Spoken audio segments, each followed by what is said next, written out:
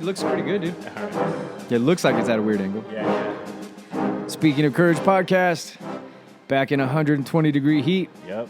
What's going on, my man? I gave up on the pearl snaps. Yeah, I had a flannel and I was going to try to rough it out, but I couldn't even sit for 10 minutes without changing. I got a lot of quit in me, so I took it off, went with the shirt. Oh, that's funny, man. I'm smart, so I still wear black for the heat, though. Yeah. I'm not doing myself any favors. Exactly. But, yeah. So what's new with you, man? Nothing, man. Same old stuff. Just trying to knock these out so we can get these up as quick as possible. Cool, right on. Where are we headed today?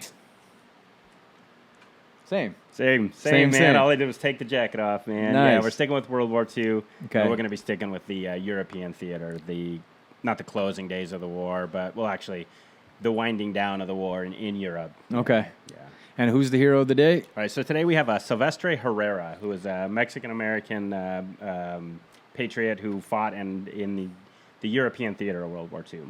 Herrera. Where's he from? So Herrera was born July 17th of 1917, and he grew up in El Paso, Texas. El Paso. Another Texan guy, or Tejano, growing up south. El Paso's pretty far, West Texas, actually. But he's going to be that Mexican-American household, family speaking Spanish, a lot of that Mexican culture in the house, but he's American 100% in his identity and everything.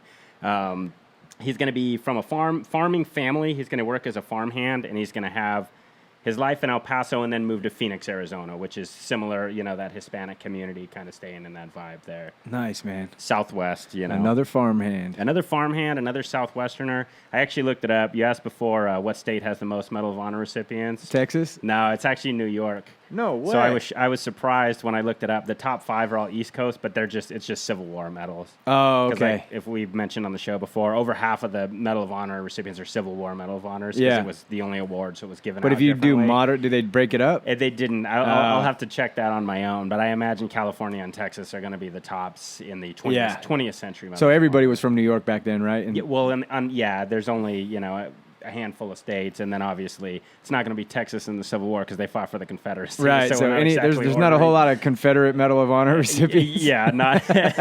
Hopefully, there's none. Yeah. In that sense, well, unless they went on to serve in the Indian Wars or anything like that. But there's a good bulk of Texas veterans and Texas Medal of Honor recipients, especially. Yeah. Especially definitely in modern the 20th day century. Oh yeah.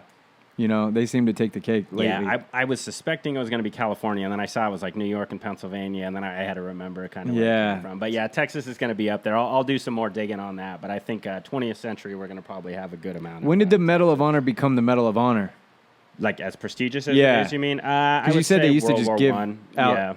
That was just considered a medal, right? During the Civil War, it was the only medal there was to award. So they gave it for acts of extreme bravery, but they also gave it to a whole unit, for regiment from Maine for re-enlisting. The dudes that carried Abraham Lincoln? Yeah, all the pallbearers at Lincoln's funeral got the Medal of Honor. They were, some real interesting cases. Some people that were just privileged, high society types, they would get them. And then there was others that were very, very earned too. So it was kind of just, mixed. Some awarded to civilians. So in 1917 or 1918, they had a review board and they took back a lot of those, less deserving. Oh, good. And everything. So during that time period, that's when the criteria was tightened and it kind of became at World War I. Yeah, 1917 or 1918. I believe. Which is right where Herrera's born. Yeah, exactly. Okay, exactly. So he's going to be one of the older guys of the World War II generation. Yep. The early 20s is the younger men that are going to be going off. Similar to Whiteley, right? Wasn't Whiteley 16? Yeah. I believe he was 1913, but it's going to be those same older era guys. And because of that, like I said, he moved to Phoenix, Arizona. He was married. He had 3 children. So when Pearl Harbor happened and the draft initially started, Herrera was actually exempt from the draft. Because he's a father? Because he's a father and his age, it's kind of a cumulative effect, right? Yeah. And he's similar. My grandpa Salas was born in 1918, and he had kids, and he was married, so he didn't get drafted till later in the war as well. So it's going to be... They just want to make sure fathers are home to... Initially, to fight the war, we wanted young single men. Ideally, that wasn't what the draft was, but we had certain exemptions. If you worked in the war industry and the factories, or if you had, you don't want to lose a breadwinner to a family and cripple his family. But as the war progressed, that changed because we needed bodies. Damn. Right. Which means a lot of the youngsters have already passed. Exactly, and it means even if the war's going well, we have a long, long way to fight. Right. Yep. So again, he's living his life. He's working as a farmhand. He has a good family. He's that Hispanic family. He's living with his parents. He's living with his wife. He's living with his children. In January of 1944, or prior to that, he actually received a draft notice because the situation changed, right? Yeah. So now they're taking men of all ages because they need bodies, essentially. What did the families do? That's kind of the thing. A lot of the women would move back in with their parents or move in with the in-laws and try to raise those kids. And then heaven forbid if something happens to them while they're overseas. And a lot of the women went into the war industry, so they were working too. So there was a generation of kids that were, sometimes without parents, not necessarily running the streets, but were out there without that same social structure that they might have had. That had to be a crazy time. Yeah, it's overturning the fabric of our society in a lot of ways. Is that where the Rosie the Riveter thing came from? Yeah, because a lot of those women had never, even thought to have a job outside the home, and now they have to go work, So they're working, not only are they working, but they're working these very physical manual jobs. Yeah. They're building ships, they're, tightening rivets, they're working on cars and equipment, they're building tanks and all that stuff, You think that's why they were so happy when the men came back too? I imagine they would have. They were like, "Oh, I want to stay home," but a lot of them did stay in the industry. That's kind of what changed the work. In the United States from not having women in the workforce to having women in the workforce. Hey, honey, come on down. Right. It took a while to, be normalized completely, but that did happen. And then a lot of the soldiers came back and they're like, hey, we don't have jobs anymore because the women are, so there was a lot of problems. And that's going to be double for Herrera because imagine having 3 children and then his wife's pregnant.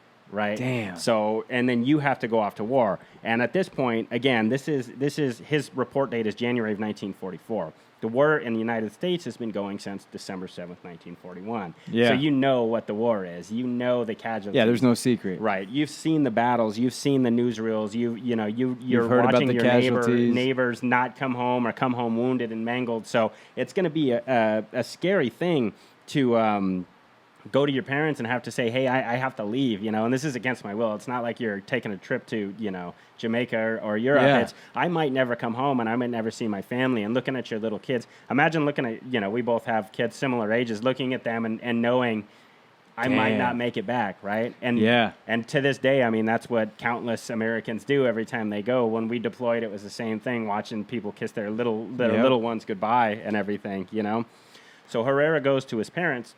And he tells his dad, he says, I need you to watch over my loved ones, which is kind of a powerful thing.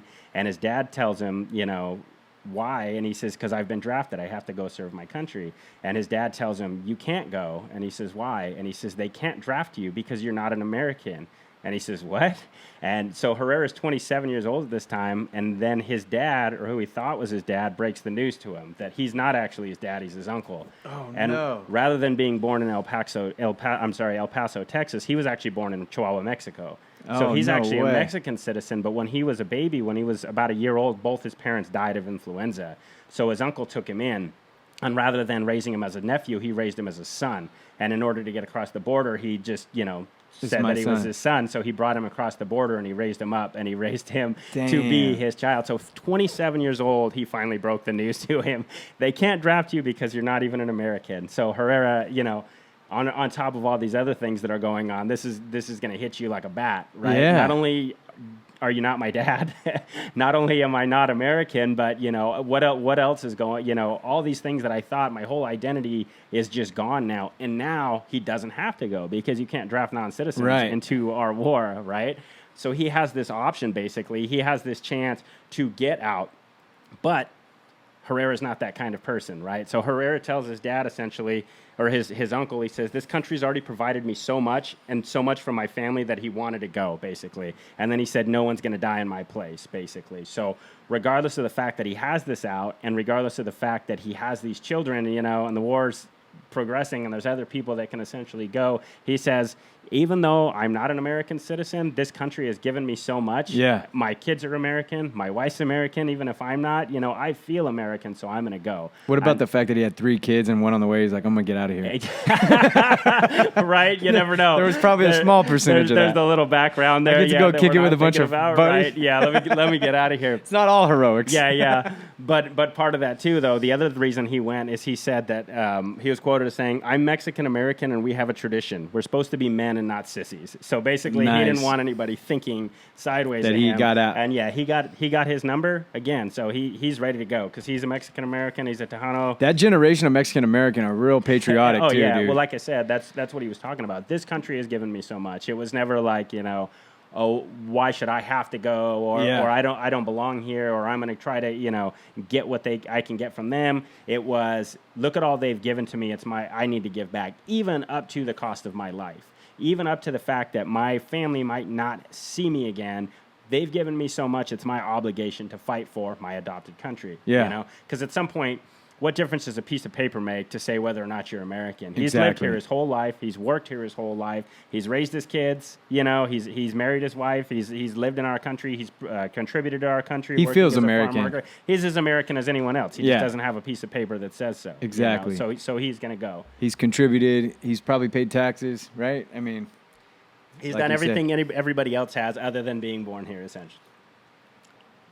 So, in January of 1944, he's going to report to the United States Army, and he's going to go to Fort McClellan, Alabama, for his boot camp. By now, it's 1944, which is closing. So how does he enlist? He already has his number and everything. He doesn't need to go announce to the draft board, "Oh, by the way, I just found out I'm a Mexican." So he just kept the other... Yeah, he just keeps going with everything. Okay. It's like it is. Because they already had all his registration and everything when he registered for the camp. So it's very easy. They didn't even know that he wasn't American. Right. It doesn't make much of a difference at that point to them. Yeah. They want warm bodies. Yeah. So he's going to go. And like I said, 1944, the war ends in 1945. So it seems like we're nearing the end, but keep in mind, we hadn't invaded Fortress Europe yet. We hadn't landed on D-Day yet. We're still fighting in Italy, if you remember the Audie Murphy episodes. The Pacific is going well, but it is a hard-fought, brutal campaign. The Japanese Empire is still vicious and fighting, and they're costing us thousands of lives for every island we take. So for someone like Herrera who's reporting to boot camp, that's what you're getting into.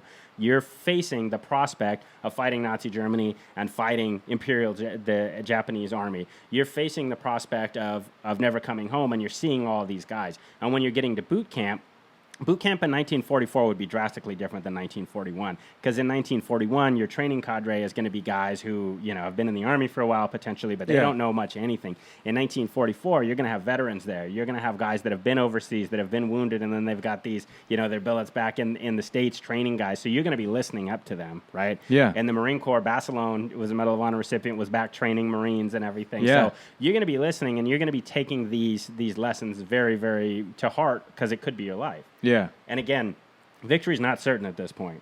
We believe we're going to win, and we're on the offensive. We're pushing forward, but by no means is victory certain. We don't know what's going to happen when we try to invade mainland Europe. When we went through Italy, which was supposed to be the soft underbelly, that turned into this hard-scrabbled fight of mud. So this hasn't even been D-Day yet? We haven't even... Okay. D-Day was June 6, 1944, and he's going to report in January of 1944. Okay. So, yeah, it's teetering still. Exactly. So it's, and he's going to be with guys from all over the country when he's in boot camp. He's one of the older guys, so he's going to have, that life experience, and he has those kids, and he's going to be there with 18-year-old kids. He's going to be there with 16 and 17-year-olds that lied about their age. Yeah. He's going to have other guys that are in their late 20s like he is, but all these guys are going to be together for the first time, bringing in their different life experience. And all of these guys are going to be together, kind of sharing their fears and wondering what it's going to be like. And you're going to have your guys that are full of bravado and talking shit and everything and thinking they're the man. And you're going to have the other realistic guys that are maybe trying to weasel out of combat and everything. But Herrera's just moving forward because now he's kind of caught in the wheels of fate, and he's going to be moving, right? Yep.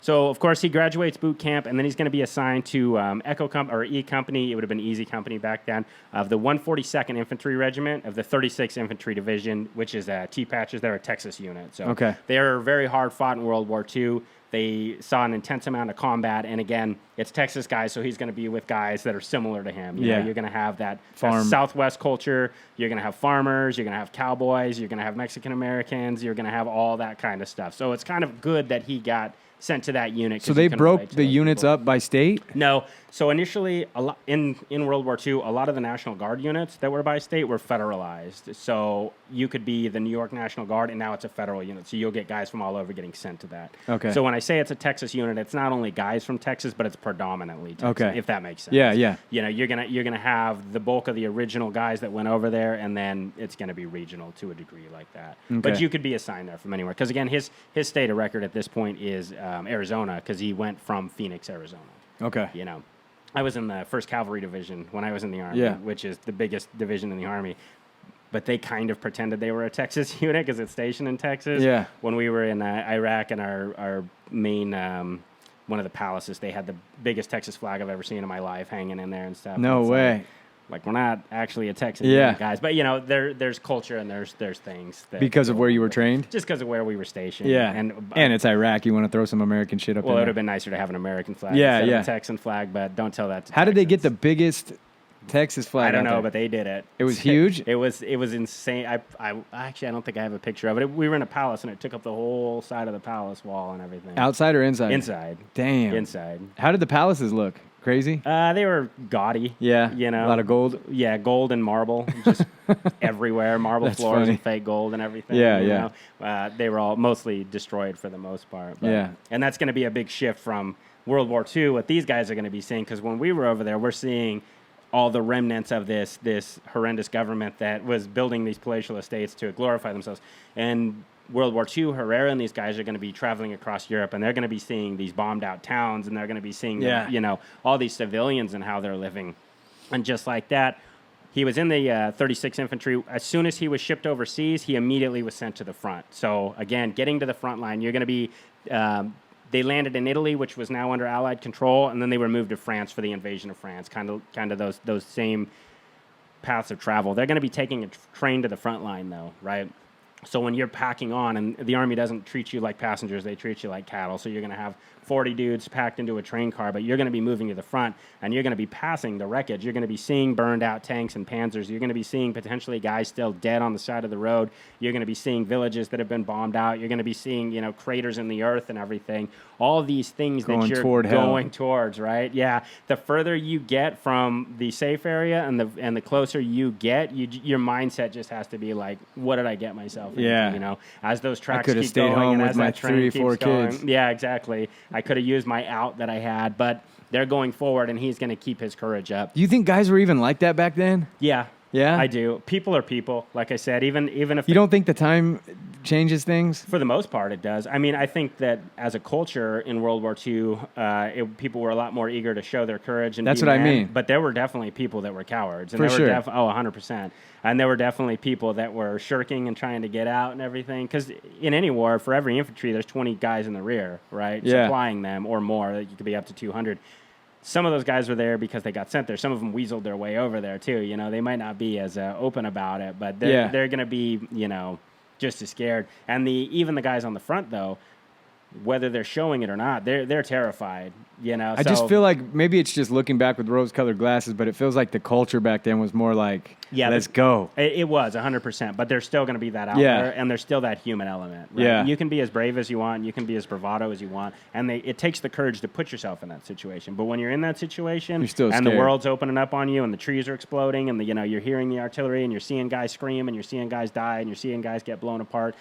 It's just your human instinct to want to hug the ground and want to run, you know, and that's why they say there's a billion good quotes about courage, but courage is cowardice holding on 1 minute longer, basically, right? Like just staying put and refusing to go, or courage is being the only one that knows you're scared, you know. There's all those quotes like that because there's no courage without fear. If you're not scared, it doesn't mean anything. Like we talked about. It's not courageous if you're not scared. Yeah, right? it's like Superman. If nothing can hurt you, then who gives a shit? You're not impressing me. But that's true. But if you are terrified and you will yourself to go forward anyways, then I'm going to be impressed. Yeah. Does that make sense? Yeah, totally. Yeah, so that's what Herrera and these guys are going to be dealing with, though. They're going to right away find out how cheap life is. As they're even just on their regular foot patrols and stuff, you get a random artillery shell or you come across a German position, you know, and the Germans are giving hard, stiff resistance. Even though they're falling back and they're losing the war, they're fighting for every inch of ground. Yeah. And they're not fighting haphazardly. The Germans didn't fall back and run. The Germans fell back in an organized retreat. They bounded, they covered each other, even in the large scale. So Herrera's going to be seeing this, and they're going to be realizing right away, you can be alive 1 minute and dead the next just because you stepped the wrong way, or just because you weren't paying attention, or just because the odds weren't on your side and you stepped on a landmine or something like that. And in addition to that, You're dealing with all the hardships of just being in the military, of these road marches, of little food, of trying to get supplied, of going forward, of getting very little sleep because you're going to push during the day, and at night you're going to dig into this cold, hard ground. And as you're digging in, you know, as soon as the sun comes up, you guys are going to be moving again. And he's going to be surrounded by guys again. Some of these guys are going to be brand new. Some of these guys are young kids who have never been away from their home. You know, he's a father and he's an older guy, but some of these guys are going to be 17 or 18 and they're going to be scared. Scared shitless. Some of these other guys have been fighting for 2-3 years, you know, and they're over 1,000-yard stare. Yeah, they're 10 years younger than him, but they look, you know, 50, and they're just, you know, driving forward. So you're going to be learning from these guys, and you're going to be trying to stay alive as much as you can. And like all patriotic Americans at the time, he hated the Germans and he hated the German war machine, and he wanted to get over there and get a piece of action as much as he could. But as they started facing this heavy resistance and the heavy fighting, he learned to respect the Germans because he knew how hard of soldiers they were. And he wrote a letter home and said that the Germans were muy macho, meaning they're very tough. Like, despite what you want to say and as hard as you want to be, these guys are tough, and we know it. It's not going to be a cakewalk. When the Germans would retreat, was there like a mutual respect, or how did that go? Because it sounds like the Americans did have a lot of respect for them as a fighting force. We had a respect for them as a fighting force, absolutely. But as far as a mutual respect, I mean, we've talked about it on the show before. If there wasn't a war, you might have been friends with these guys, right? They're just the same as you. But in that immediate fight, though, your only goal is to kill these people. So it's hard to get too close to them. And there's to you. And the Germans had a record of atrocities in a lot of places, including the Malmedy Massacre, where they executed our guys, and we've done similar things back there. So on the front line... So they're not high-fiving and stuff? Yeah, they're not shaking each other's hands or anything like that. It's kind of like a cold interaction. It would be like two MMA fighters who are actually trying to kill each other. You know, you have a respect. You're not just going to go swing wild shots. Hang out. Yeah, because you don't want to get caught with one. Yeah. You know their abilities, but you're definitely not going to shake hands after the fight or anything like that. And when you've seen things they've done, and then they're, you know, you're over there because they started a war too, right? So it's hard at some point to give a shit about them. Yeah. All you want them to do is surrender and quit, and they're still fighting.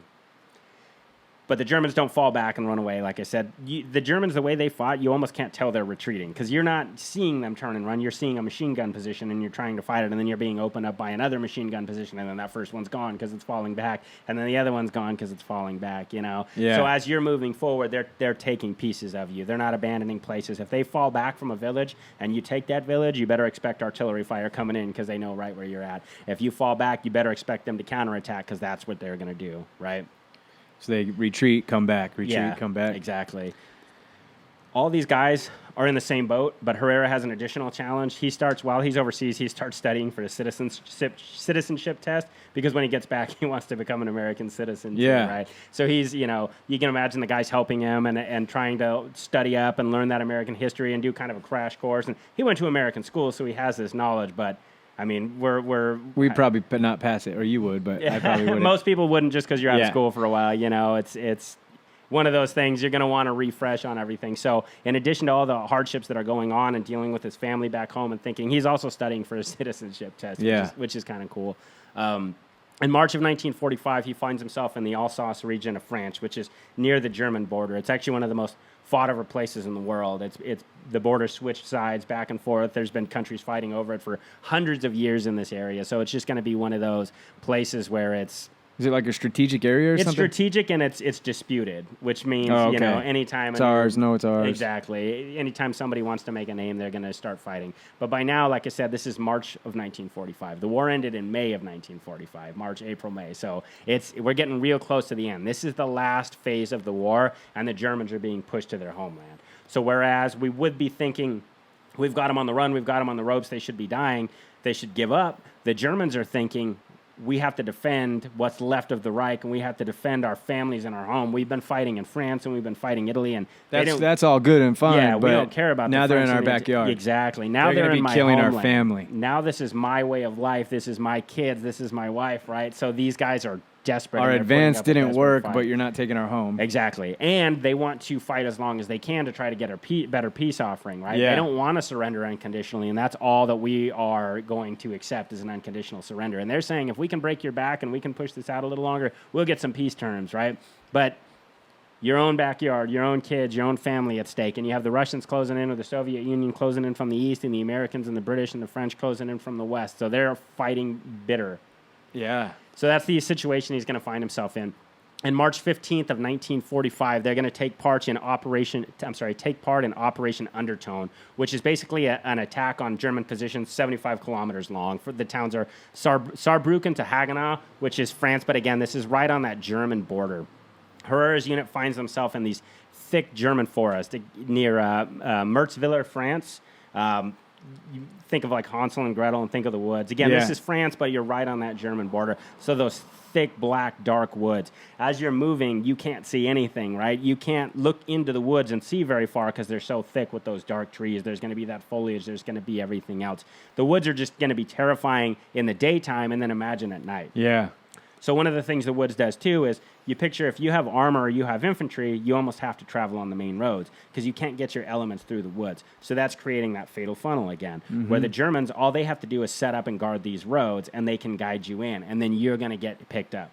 We don't know where they're going to be. You have no idea where they're coming because all they have to do is hide their positions behind the trees, and they can open up on you, and you're a sitting duck.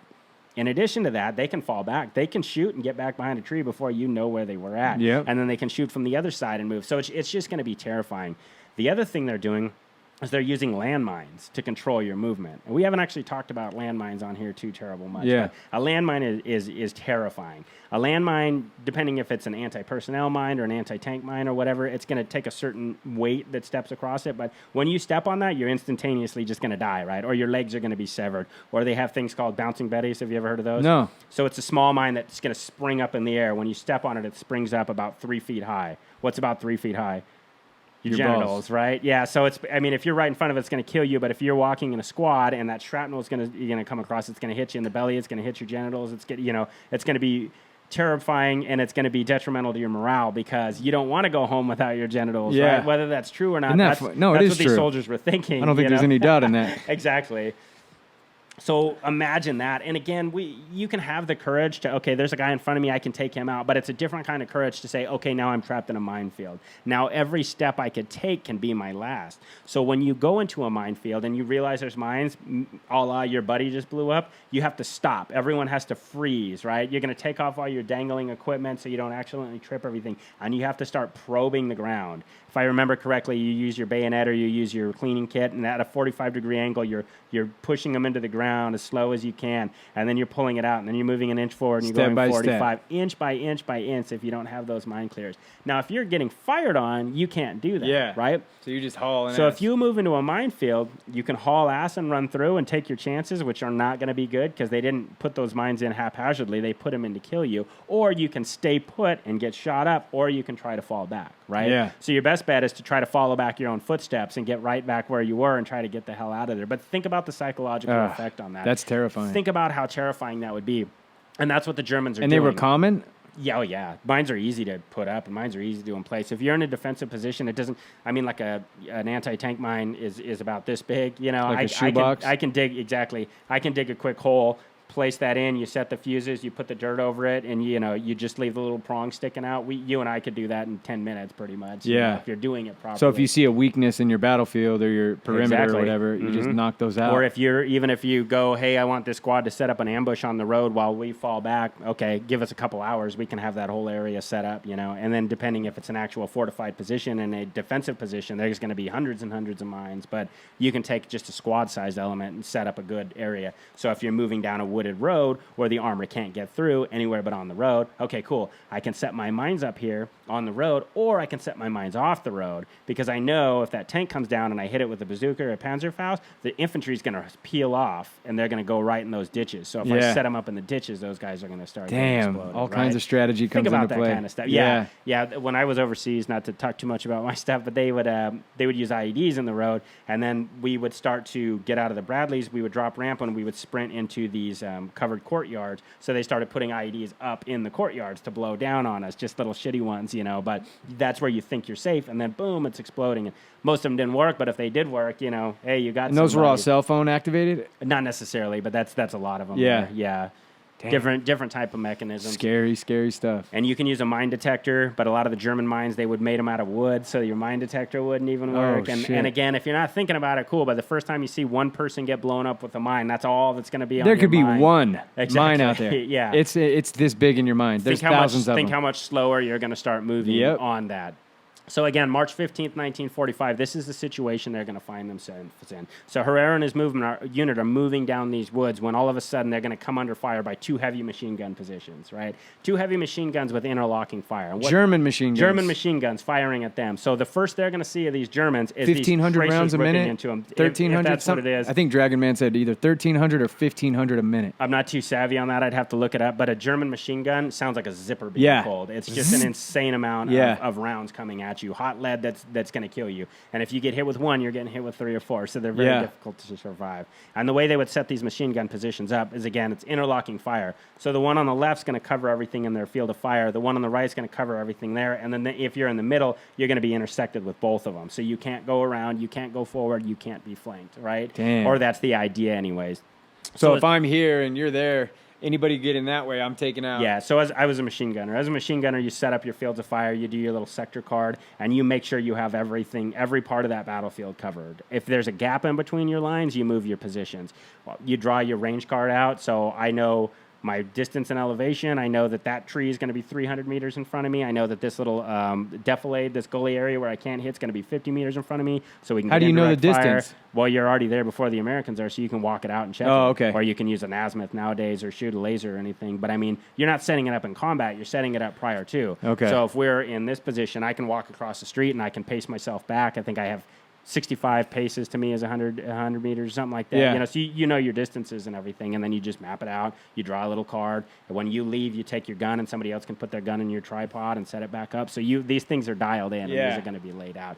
The Americans, on the other hand, or the approaching enemy, has nothing. They don't know anything. They're just moving through this area. They're tired, they're hungry, their feet hurt, and all of a sudden they're going to get ripped apart by machine gun fire, and that's exactly what happens. So as soon as the Germans open up with machine gun fire, everybody in the platoon is going to dive for cover. You're going to hit the ground, you're going to be trying to get down under those woods, right? The idea is then to try to fire back.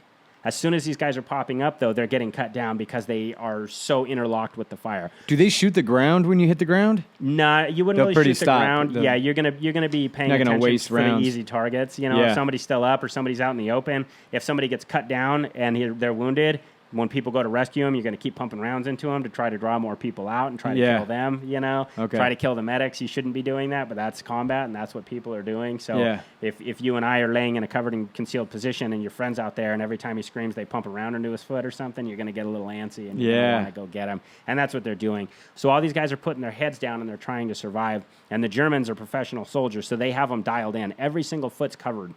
As they're laying there, guys are trying to put their fire back. They're trying to figure out what they can do. And Herrera's looking around, and he's laying on his back. He's got his rifle cradled to him, and he starts looking around, and he sees his buddies, right? And he sees the look on their faces. He sees how terrified they are, and he sees the Germans to his front. So, again, he knows that anybody who stays put may die, but if they don't move, the Germans are going to maneuver and they're going to kill them. Because the Germans aren't content just to sit there and shoot at them. They're going to start moving an element around to cut you guys off while you're pinned down, or they're going to bring in mortar fire, or they're going to bring in artillery fire. So the longer they stay there, the more chance they have of dying. They don't have a chance. They're going to be cut to pieces.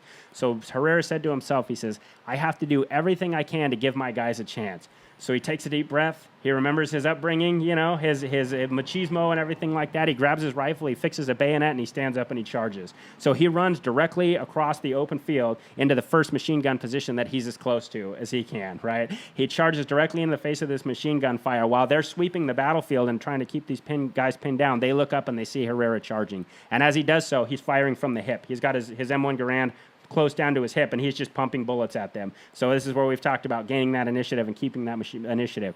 The angle he's coming at, it's hard to reverse that machine gun over. So while they're trying to figure out what they're doing and they don't want to lose their interlocking fire, Herrera's on top of them. And as soon as he gets within range, he starts hucking grenades at them. So before they know what's happening, they're eating these grenades and they're eating this shrapnel. And the survivors, as soon as they shake off the concussion of the grenades, Herrera's standing over them with a bayonet. So just like that, Herrera captures 8 Germans, and he destroys this machine gun nest. So now we only have 1 machine gun to deal with, and the Americans are able to lift their fire and take that.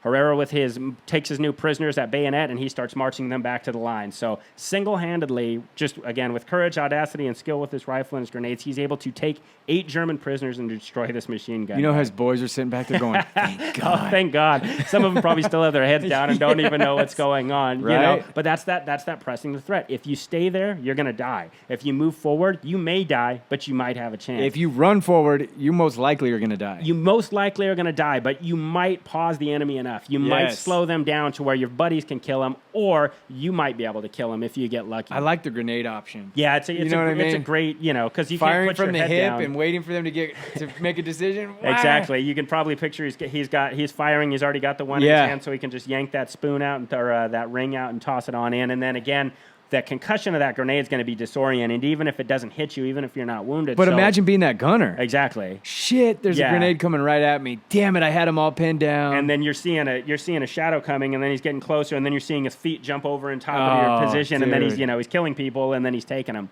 So he marches the Germans back. One of the things that he noticed was all the Germans had trench feet too. All these Germans are miserable too, which says a couple of things. It shows how desperate they are, but it also shows that if I had trench foot and the Americans were coming, I'd just give up. Yeah. And they're not giving up, right? So this is, again, it's just kind of shows you the situation that it was. The people that haven't seen trench foot, man, you got to look up a picture. It's not a blister. It's like your meat is falling off the bone of your feet.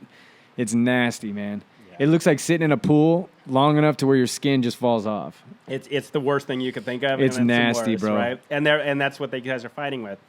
So again, Herrera takes his guys back, and now he's a hero to these guys. So they start moving forward again, and a short time later, they get attacked again, and again they're pinned down by German machine gun positions. Again, they are pinned down, and they're in this situation where if they stay put, they're going to die, but if they move forward, they're going to die, right? So they have to make an option. But this time it's much worse, because this time they're directly in front of a minefield, okay? So like we talked about before, as they move forward, they're hitting these mines, and now the Germans open up on them. So you've got guys wounded with their legs blown off, you've got guys with their guts hanging out, and now you have machine gun fire ripping over your head. And you're trying to find cover, you're trying to find a log, you're trying to find a rock, you're trying to get as close to the ground as you can, You're digging with your hands, you're doing everything you can, but they have you. And if you stay put, they're going to flank you, they're going to kill you, they're going to hit you with mortar fires. But if you go forward, not only are you going to get hit with these machine guns now, you're going to get blown up. So the Americans actually started they're picking up rocks and trying to heave them into the field because they want to try to set these mines off because they're desperate. If they stay there, they're going to die, but they can't. And again, you know what you have to do, but go ahead and do it, man. You know what I mean? Yeah. You go ahead and stand up and walk forward and try to do it. The men are pinned down, so again, Herrera looks around, and he sees his guys, and he sees the look on their face. And you got to imagine him being a father and, thinking back to your kids when they're helpless and thinking of everything else. And he's seeing these young kids, and he's seeing the fear on their face. He's already got a little burst of confidence. And he did it already. before, right? and he's muy macho, as you said. So he says, you know what? I'm going to try it again. The odds were with me before, so I'll do it again. So he decides he's going to draw fire from the Germans away from his guys. He decides, I'm going to run out into the open, and they're going to have to deal with me, and that's going to give my guys a chance to stand up and fire. That's going to give my guys a chance to get back to a better covered and concealed position. That's going to give my guys a chance to do an actual battle drill where we're going to shift and lift fire and transition and flank the enemy and actually try to kill them. While everybody else has their heads down, Herrera does it again. He stands up, he puts his bayonet on his rifle, and he moves forward. He starts charging the enemy, he starts firing his rifle, and he starts running when he immediately hits a mine and he's blown into the air, right? So despite his best intentions, he triggered a mine. He's thrown into the air, and then when he hits the ground, his ears are ringing, right? He's cloudy, he's underwater, basically. You can imagine all those things. And when he looks down at his leg's completely mangled below the knee. So his leg is just shattered. It's ripped apart by shrapnel. He's in extreme pain, and he's bleeding. A leg wound is just as bad as a head wound as far as death. If you hit that femoral artery, it's done. So he doesn't know how bad he is, but he knows he's in terrible pain, right? Most people would panic, but Herrera refuses to quit. He looks back and he sees his friends are pinned down. So he doesn't think about himself. He doesn't think about his own wound. He staggers to his feet. He staggers to his one good foot, and he staggers, he's looking at the shredded clothing and the shredded leg that he has forward. And again, he starts hobbling forward, and he starts firing his rifle from the hip. He's moving a lot slower now, but he's still putting fire on the enemy. And he's forcing the Germans to force their fire on him because they're looking at this guy, and even if they didn't see him, they heard that mine explode, and now they're looking, and now you're seeing this zombie-looking guy covered with blood and hobbling hobbling slowly forward, right? And as he does it, he gets a few feet forward, and then boom, another mine explodes. And again, Herrera's thrown into the air, right? Oh, shit. He did his best to try to close with the enemy and destroy, but he was unable to do so. The first mine shattered his leg, and the second mine ripped his other leg off below the knee. So now he's laying there, and he's still alive, and he's still conscious. He looks down, and he realizes that he basically has no legs now. One's completely gone below the knee, and the other one's completely shattered. He's in intense pain, and he's bleeding out bad, right? He fears that he's going to die, but he knows that if he stays put, his friends are going to die, and his friends still need help. So Herrera musters every ounce of strength that he has in him. He ignores his pain, and he gets up to a kneeling position.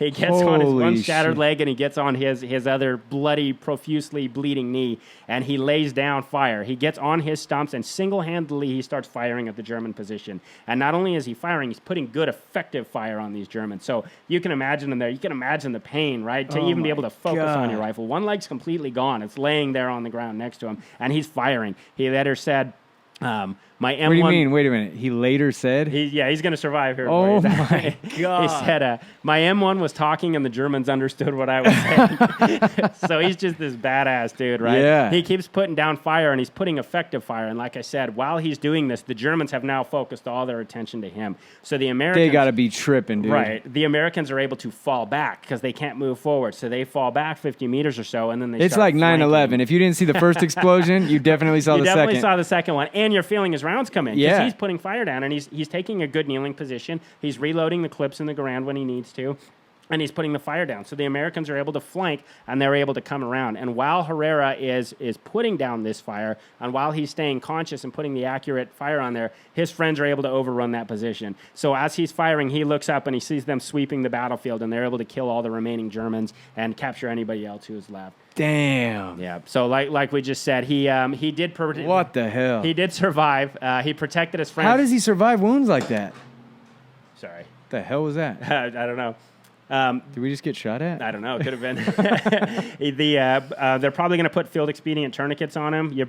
If I saw you get your leg blown off, that'd be the first thing I would do is try to stop that. Would you laugh at me first?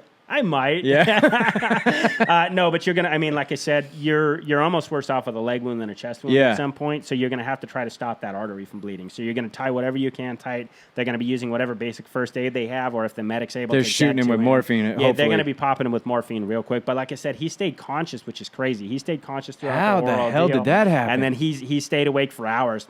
They took him back to a medical tent, and the last thing he said before he passed out was, "Just try to save my knees, doc," because he wanted to be able to have some mobility. And shockingly, he survived, and they were able to do so. So they were able to save his legs to the knees on both of his legs. He became a legend in his unit for this. Dude, right? you think? The guys talked about him. So obviously he got shipped back to the United States, and he got shipped back to a medical unit. There was a huge drive in the unit to try to get him his citizenship for what he did, you think? You know? And again, another one of his quotes were, "I was fighting him on my knees," basically. Yeah. Right? He knew he didn't have any legs anymore, so he just kept fighting.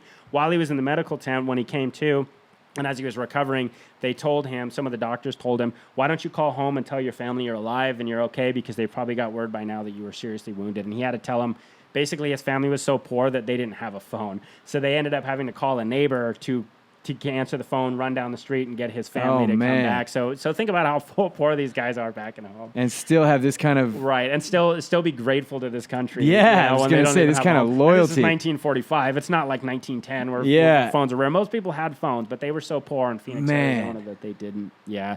So he spent 2 months in the field hospital. And then he was sent to Utah to an amputation center, which is where they were trying to fit him with those prosthetics. While he was there, his award of the Medal of Honor was approved, right? So he was awarded the Medal of Honor by President Truman, like all these other guys. And his condition was so bad, they didn't think that he would be able to attend the ceremony. So they were basically, going to defer the ceremony or give him that. I have a feeling he showed up. He showed up, because he wasn't going to let that get him down. So he was in a wheelchair, and he wheeled himself across the stage 5 months after getting his legs blown off. Jeez. He wheeled himself across the stage. On August 23rd, 1945, he was awarded the Medal of Honor. What a badass, dude. Along with there was 28 total recipients that day. So imagine the balls in that room. Oh, my God. Right? Imagine the heroes that were there. Imagine the men that didn't serve sitting in that room. Oh, yeah. Like, or all those staff guys at Washington, D.C. You're just kind of keeping your head down. And Truman was, again, we've talked about this before. Truman was a veteran. Truman fought as an artilleryman in World War I. That's why he had so much respect for these people. And do you remember what he told people when he gave them the medal? I'd rather have this medal than be the president. Exactly. Yeah. Everyone he gave it to, every single one, he said, I would rather have this medal than be the president of the United States, which is pretty awesome. Yeah. After he was awarded the Medal of Honor, Truman gave a speech, and he basically said, of all these 28 men, these men represent a cross-section of America, and that's very true. And again, to think back, Herrera, not only was he your average soldier in a lot of ways, but he was not even a citizen at this point. He wasn't even an American technically, but he was as American. They should have just gave him his citizenship there. They pretty much did. Yeah. So in 1946, he was discharged as a sergeant, and he ended up being granted his citizenship. I bet. Yeah. He went back to Arizona, where he was given a hero's welcome. He was I believe, the first Medal of Honor recipient from Arizona, at least in that time. And they declared it Herrera Day. They gave him a big parade and a big, as they should. Exactly. The citizens of Arizona and the local communities, they raised $14,000 for him and his family, which was a ton at that time. Which is a ton at that time. My grandparents time. paid that for their house at that time. Exactly. Well, they raised $14,000 and all the materials needed to build him a home. Nice. So pretty awesome coming out of the community, right? They were able to help him with that. Interesting fact about Herrera, 1 year after he was awarded the Medal of Honor, the government of Mexico actually gave him their equivalent. So they gave him it's the Mexico Order of Military Merit. I'm not going to try to say it in Spanish. First class. So he is the only living person at the time authorized to wear Mexico's highest award and the United States' That's award. cool, man. Because he was a Mexican citizen at the time. Yeah. So the government of Mexico was just as proud of him. That's our boy, too. Exactly. But by then he was ours. So, nice try. But yeah, he was able to wear both of those medals, which is a pretty awesome thing and a pretty cool part of his heritage to be able to have that, Herrera ended up having a good life. He and his wife went on. They had a total of 7 kids. He had prosthetics feet given to him, so he was able to get those and be able to walk. But they did slow him down, obviously, so he became a silversmith and a leathersmith, which, in Arizona, New Mexico, there's a rich tradition of that. So he would tool belts and tool all those kinds of things. And he stayed humble. He wouldn't refer to himself as a Medal of Honor recipient. He referred to himself as an artisan, a silver and leather artisan. Nice. And on his prosthetics feet, every week he would take his wife dancing. So for the rest of his life, they would have those weekly dates. That is cool. He also, he spoke at service clubs, the USO and the American Legion and things. And he was always, till his dying day, he was passionate about the privileges of being American. He was quoted as saying, "This is an amazing country we live in. If you're not too lazy and you work hard, you can really make something of yourself here." So he was never bitter. Yeah. He was never, I had to go to war, become a citizen, or I lost my legs for this country. He was somebody that wouldn't let anything get him down. About his legs, he said, "I've never let anything be an obstacle. When I couldn't walk, I crawled. I didn't cry for my legs. I never did. They're gone and I don't care." That's basically awesome. just okay. I don't have my legs anymore. Wouldn't you say, like, it. if you had 50 Medal of Honor recipients in a room, like you said, that's a cross section of the country. These are people that most men or women would admire, right? Right, exactly. That you would trust what they have to say. Yeah, you would think so. And every single one of them has the same quotes. Because which is work hard, shut up, no whining. I actually have a book of Medal of Honor quotes, and they're not just random quotes. The author pitched to them, what would you say to the youth of America, and what's your secret to success, basically? And that's all to the T. It's funny how we don't listen to that. A lot of them speak of religion, too, but you're putting your faith in God. But the other things that comes up consistently 100% of the time is work hard, just shut up and do it. Yeah. If there's a job to be done, get it done. Don't complain. Yeah. And get it done. And that's it's like you would think our country would listen to that more. Right. And I definitely don't want to be condescending. I'm not one of those people that thinks, if you're poor, it's your fault, and you should lift yourself up from your bootstraps. But anybody in this country, if you work hard enough and you put it in, because I've seen it days and days. You have a lot more friends than I do, but we both know people. We're not from the greatest area. Yeah. We know a lot of people that have pulled themselves up, and that have just come from. Which is hilarious because we grew up in like a poorer area of where we're from. Exactly. And everybody that grew up where we grew up, for the most part, are doing okay. They're doing okay. Whereas the richer side of town, not faring as well. Redlands. Just kidding. I'm not kidding. Just kidding. Well, yeah, that's why I wear my Menton hat on some of these, But it's funny. It doesn't. Your beginnings don't matter if you refuse to quit. And not only that, I think your beginnings from those areas make you a little grittier if you get through it. Yeah, if you're 20 years old and you were raised with a life of privilege, or you were 20 years old and you were raised with a life of struggle, the guy that had the life of struggle has almost been given a gift. Yes. Because that's all behind them. And not only that, it builds character. And they have character. Their formative years were hardship. They're tougher. That 20-year-old, that guy that had 20 years of privilege, you can't pay all the money in the world to be able to get the things that. It's a kid that had a dad that was a drill instructor and made him run 5 miles every morning. When you're a kid, you're looking out your window going, God, that poor kid. Yeah. When you're 20 or 25 looking out your window, you're going, damn, that guy's got it together. Look at our buddy David, when we were little and I was eating whatever, and he was going to wrestling practice when we were 10 with years his dad old, up his ass. Exactly. You know what I mean? Working hard, doing all those things, and we were like, man, that sucks. I'm going to play video games. But look at him now. It built. And he's a black belt in jiu-jitsu. Yeah. He's a freaking MMA, a successful MMA fighter, Exactly. a teacher. He's doing really good for himself. Yeah, Very so true. That's the kind of upbringing Herrera had, and that's what it led to him. And these are my favorite kinds, man. Yeah, this is one. I like the ones that come from nothing, and he had a good life after, he walked away from a decent life. You know what I mean? He had family. He had a situation already there, a wife. He could have just as easily stayed, and he chose, I'm going to go pull my own weight, man. Yep. And after he got wounded, he said, I coped with my disability. I wasn't sorry for myself, and I didn't want anybody else to be. I lived a very happy life. Yeah, he said. And that's awesome. He lived to be 90 years old. He died in 2007, and then he was buried alongside his wife in Arizona with full military honors. Beautiful story. So I love it. Cool, man. That's a good one. All right. They're all good, but God damn, you get your in legs ways. blown off and you steal. I always think about, because I relate more to the guy that'd be quivering under a bush. And as we all, if we're honest.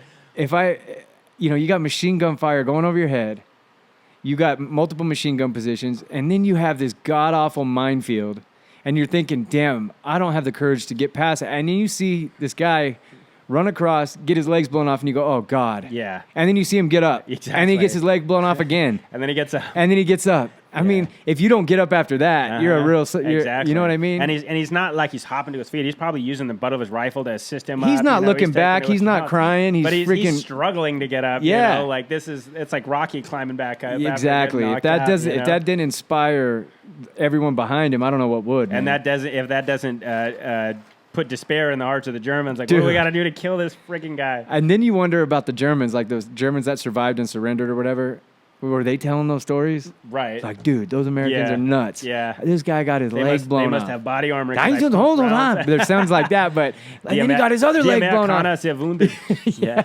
And his buddies are going, bullshit. Yeah, exactly. Yeah, right. Yeah. You chickened out. Now you're making your enemies sound tougher than they are. That's true too. That could always be. Yeah. Right? I always think about the little stories that's happening during. Well, like we've talked about again, think of these massive battlefields. Everyone has their own story to tell. They're not all going to be as heroic and as magnanimous as these Medal of Honor recipients, but even the lowliest guy in their little corner of the woods, they're seeing extraordinary things that wouldn't happen anywhere else. Yeah, I don't remember the story you told me, but it was the guy that they called Pineapple. Mm-hmm. That story always stuck with me. Colonel Hackworth, from Steal My Soldier's Heart, I believe it was in. Yeah, a guy that did something heroic on the battlefield. Yeah, basically died in action. Killed in action in Korea, fighting forward, trying to protect his guys, and all the other guys in the unit were basically uneducated and ignorant. So they wanted to put him in for the Medal of Honor, but they didn't know how to write it. And they didn't know his name. They took a box of K rations and they wrote he killed a bunch of gooks basically. Yeah. And the commanders were like, of course he did. That's what he was supposed to do. Yeah. Didn't they say he should get the Medal of Honor? something along those lines. Yeah, but so that story died right there. So that guy's family has no idea that he went and did some crazy stuff out there. How many other guys? How many of those are there where the whole unit died? Yeah. You know what I mean? Mm-hmm. Or just crazy. Yeah. That's a good one, man. Cool, man. If you like what we do, like you said, please leave a comment. Please like and subscribe. Let your friends know. We're trying to get more views on these things. So, if you comment, it throws us into the algorithm for the suggested videos. Our Audie Murphy episode is doing better than most because Audie's obviously a celebrity, and it knocked it into the suggested box. And we like to hear what you guys have to say. Yeah, honestly, yeah. If you have any stories or any specific soldiers you want us to highlight, or if you have a family member that you'd like us to highlight, shoot us a name. Anybody that wants to get interviewed, I know military people don't like to get interviewed, but if you have somebody that has a cool story and you can get them to do it, we'd love to interview them. Rock and roll, guys. All right, we'll see you next time.